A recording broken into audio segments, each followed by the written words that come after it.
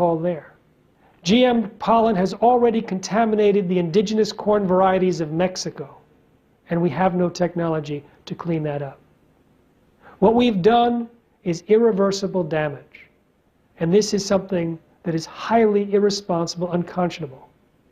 And it was done over the objections of scientists, over the objections of science, a collusion between government and industry.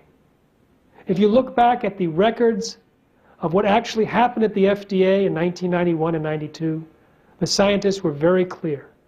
They said GMOs could create higher levels of existing toxins, new toxins, they might bioaccumulate toxins from the environment, they might produce allergies or new diseases or nutritional problems.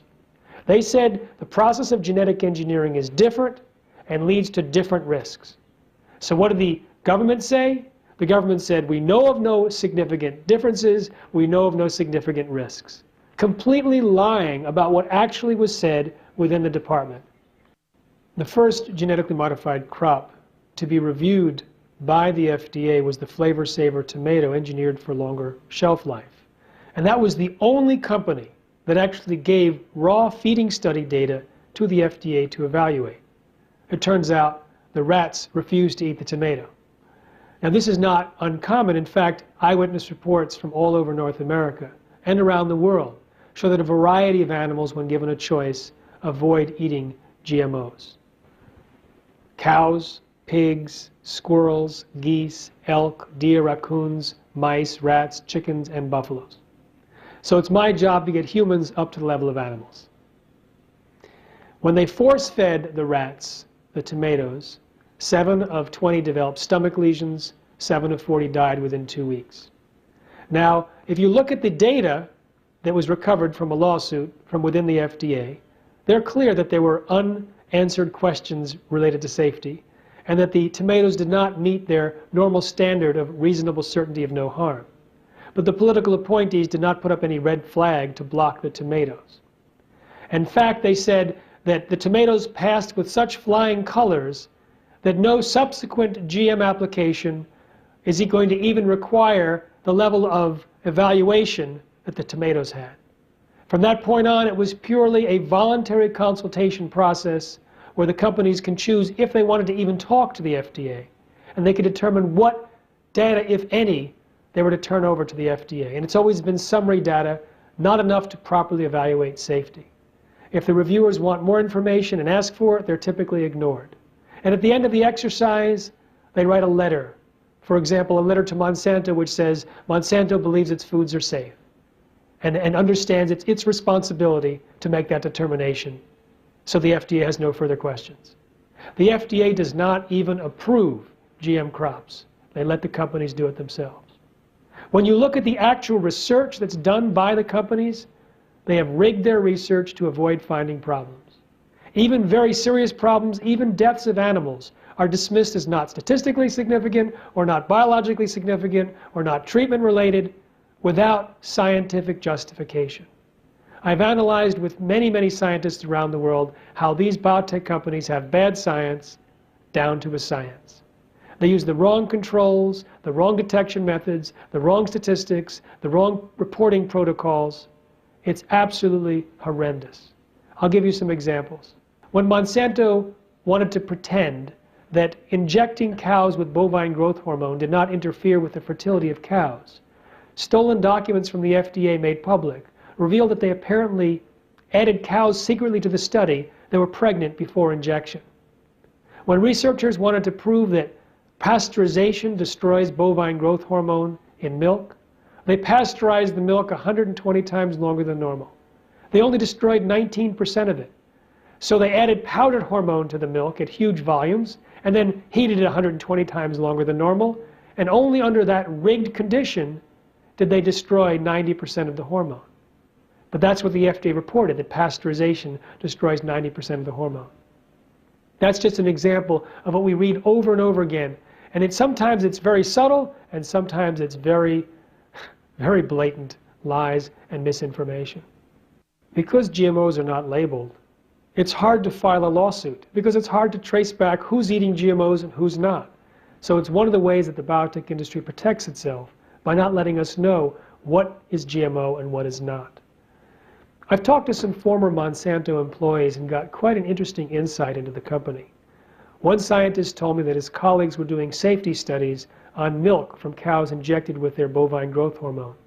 When they saw how much IGF-1, insulin-like growth factor 1, was in the milk, these 3 scientists refused to drink milk again unless it was organic. He also told me that there was a study that showed problems with rodents that were fed one of Monsanto's GM crops. So instead of withdrawing the crops, they decided to rewrite the study to make it look less of an adverse finding. A former salesman for Monsanto took the job because he was so impressed by the words of former CEO Robert Shapiro, who claimed that GMOs would help the world. And so when the employee orientation meeting happened in St. Louis, this man, Kirk Azevedo, stood up and described all these great things that Robert Shapiro had said. After the meeting, a vice president pulled him aside and said, wait a minute. What Robert Shapiro says is one thing, what we do is something else. We're here to make money. We don't even know what he's talking about. The FDA has proven to be a regulatory agency that has been hijacked by industry, both on the drug side and the food side. Many of the people that approved bovine growth hormone either worked for Monsanto directly or indirectly, and one person actually did research for Monsanto and then took over the department that evaluated her own research. As far as what we need an independent body to evaluate the safety of GMOs. We need generations of evaluating GMOs before they're put onto the market. You see, we're just babes in the woods in our understanding about the DNA. And we're making fundamental changes in an area that we have very little understanding of. We redefine what a gene is, how a DNA functions every few months. And yet the science behind the genetic engineering of food is based on assumptions that have already been proven wrong 30 years ago.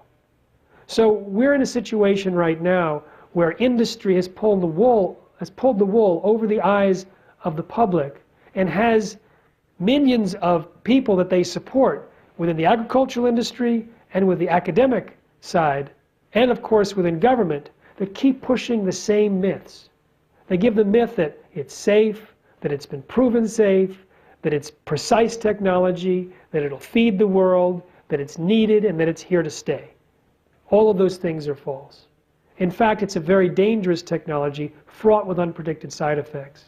It hasn't been proven safe. In fact, the industry research is rigged to avoid finding problems, and the FDA doesn't require a single piece of research for safety. It's unreliable. It can easily be withdrawn in terms of, well, it can be stopped, but it won't be 100% withdrawn from the genetic pollution. But we can do a good job there too. Henry Miller used to work for the FDA and said to the New York Times that Big Ag has gotten everything they have asked or told the regulatory agencies to do. And that's the way it is. Big Ag, big corporations, it's hard to define where corporations end and where the government starts. There's a connection there which is extremely unhealthy and can have long-term consequences, and already has long-term consequences. And GMOs are one of the most serious because it affects everyone who eats and all future generations and the entire ecosystem. What you see in genetic engineering is a pattern which is prevalent throughout the government, where corporations have influenced the regulations over themselves in such a way that they were given free rein to make big bucks without consideration for health and environmental consequences. And fortunately, from the side of GM food, it is easier to stop than the other major problems. It's easier to stop than problems that require policy change, because we can do it from the side of the market. Because people vote with their forks, they vote with their dollars, we can have a revolution in the kitchen. And that's what we're focused on. We realize, I have a small NGO, small nonprofit organization. How can I go against the millions upon millions that Monsanto spends to lobby Washington, to buy and pay for elections, etc.? We can't. But we can go to consumers who are concerned about their health, to health-conscious shoppers, to parents of young kids, to doctors and their patients, to the general public where they're concerned about what they put in their mouths and the mouths of their families, and give them accurate, defensible information about why GMOs are unhealthy and why we shouldn't eat GMOs at all. And then give them a shopping guide, how to avoid eating GMOs.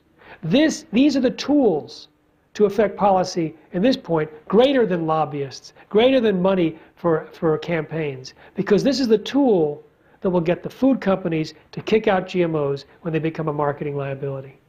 Years ago, they called 98% of the DNA junk genes. Because they didn't code for proteins, they figured they were just a refuse pile of previously accumulated genetic material. Now they realize, oh, it's very important. They used to think that genes could be sorted and moved in any direction and anywhere on the genome because they acted independently. Now they realize that there are families of genes that work together as a network. They used to think that one gene produced one protein, produced one trait. That's false. So what we have here is an evolving understanding of the most fundamental level of biology. And yet the technology of genetic engineering is based largely on the false assumptions. Now, the fact that one gene does not produce one protein producing one trait in almost every case is why they've limited their genetic engineering to basically two traits, poison drinking and poison production. They can't easily create drought tolerance or salt tolerance or higher yields because that involves a family of genes and a network of genes that we don't understand the language that they're speaking. But there's an arrogance that we can just go in there and try things and put it on the market without actually even testing the safety of the products that they're creating on animals or humans. They feed an animal GM crops for 90 days at low concentrations and figure if it passes 90-day test, then we can feed it to humans at high volume for the rest of their lives. It's complete arrogance and extremely dangerous. One of Monsanto's plans is to introduce Terminator technology. It's not yet introduced, but it can have a catastrophic effect on agriculture around the world. It's a technology that forces plants to grow sterile seeds so that farmers cannot plant them year after year. Now, Monsanto, when it was originally developed by a number of companies, including the USDA, they were targeting the developing countries where 1.4 billion farmers save their seeds. If there's changes in weather, if there's damage from insects or from disease, we have a huge diversity of plants growing on farmers' fields around the world. We can find the genetics to withstand these changes. But if you wipe out that diversity and limit it just to the few seeds that are available in the catalog, you are risking the entire population's food supply in order to promote the profits of these companies. So this is a huge and horrific mess.